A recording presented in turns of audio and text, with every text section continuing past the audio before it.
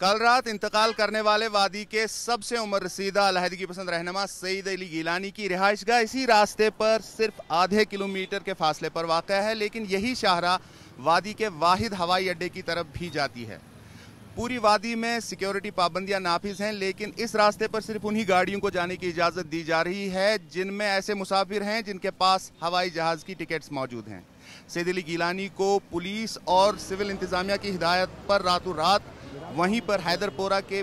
मकामी इलाके में एक मकामी मस्जिद के अहाते में दफन किया गया और तदफीन के दौरान ये इल्ज़ामात भी अब सामने आ रहे हैं कि उनके जो अहल खाना है उन्हें पूरी तरह से आखिरी रसूम की अदायगी की इजाज़त भी नहीं दी गई और ज़बरदस्ती उनसे उनकी लाश छीनी गई और उन्हें फ़ौरन जो है आज सुबह होने से पहले ही दफनाया गया। इंतज़ामिया ने कोविड प्रोटोकॉल का हवाला देकर जनाजे की तकरीब को मुख्तसर तो कर दिया है, लेकिन बेशतर इलाकों में जहां पर सिक्योरिटी पाबंदियां नाफिज है वहां पर हमारी कुछ लोगों से बात हुई और उनका कहना था कि वो जनाजे में आना चाहते थे लेकिन उन्हें इसकी इजाज़त नहीं दी। इंतज़ामिया ने पाबंदियों का जवाब ये दिया है कि फिलवक्त कोरोना वायरस